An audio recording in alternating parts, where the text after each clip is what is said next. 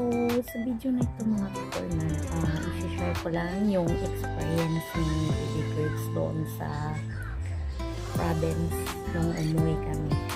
So, share ko lang mga ka-corner yung mga movement niya. Ano yung bago siya sa bukid. So, let's see! Una, daily painit. So, painit kami araw-araw doon pag nasa probinsya kami. So,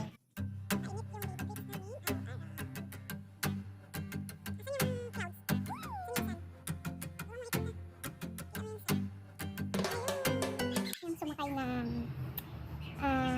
dulog yan sa amin, pero dito sa Metro Manila is ano yun, neck tricycle.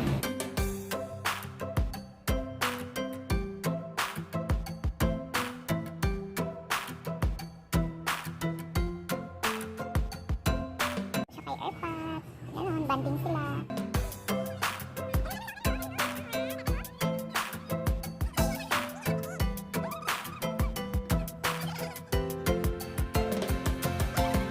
Swimming sa drum. First time ko ngayon mag-swimming sa drum.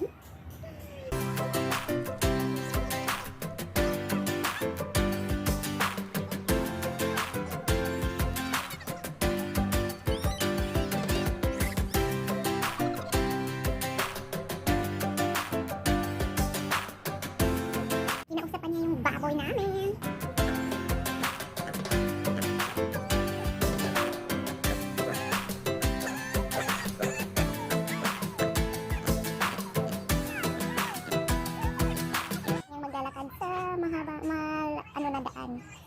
Napaka-ano na daan, lalakarin niya ng napakahaba, napakalawak.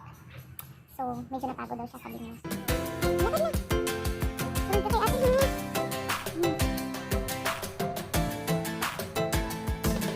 Huwag na, takbo! Lakad lang!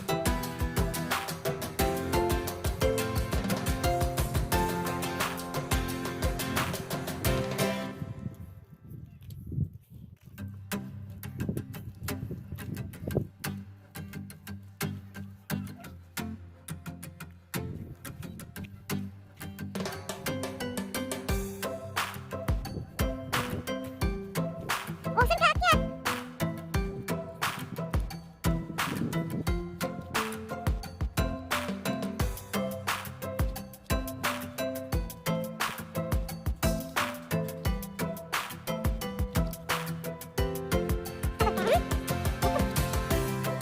Dreams din niya yung paglalaro ng damo, mga damo-damo doon.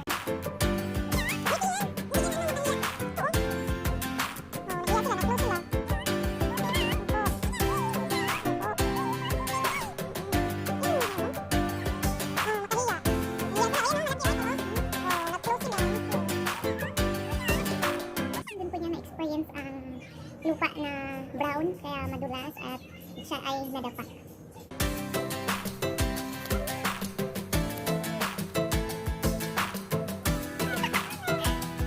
Madulas.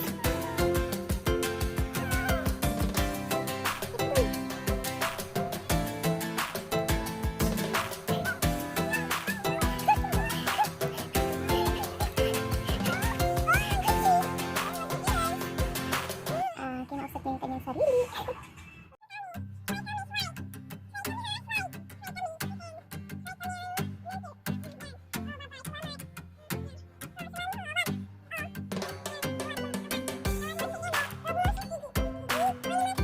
So, first time din niyang maglaro doon sa lupa at kumain ng lupa at naglalaro ng mga maliliit na bato.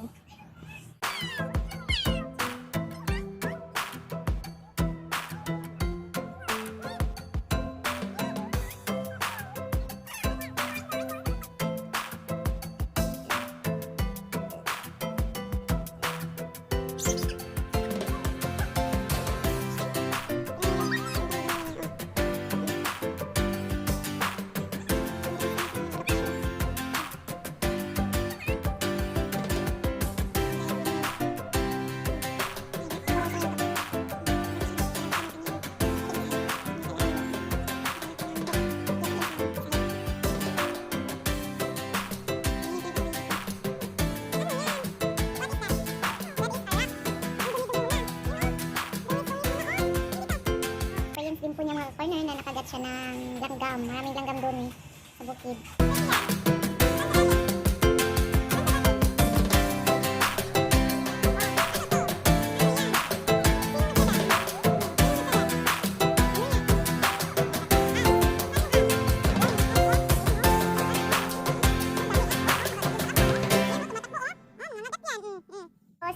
na-experience niya ang takot sa butiki. Butiki yun sa amin eh, yung galing sa bubong. Butiki yun ang tawag sa amin. Eh, hindi ko alam ano dito sa Manila. Takot siya. Nahulog daw kasi sa paa. Tapos yun. Tawang-tawa ko.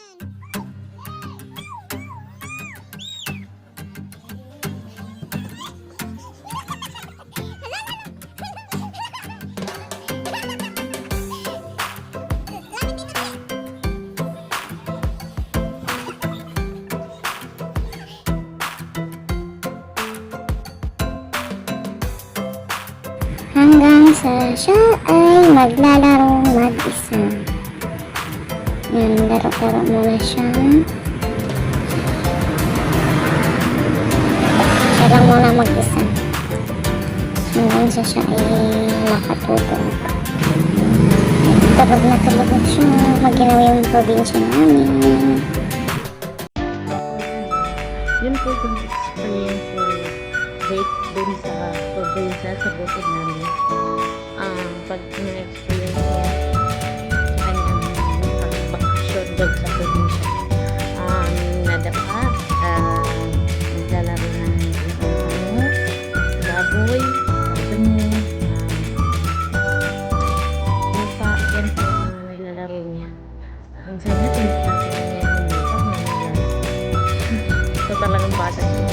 Wala daw po yung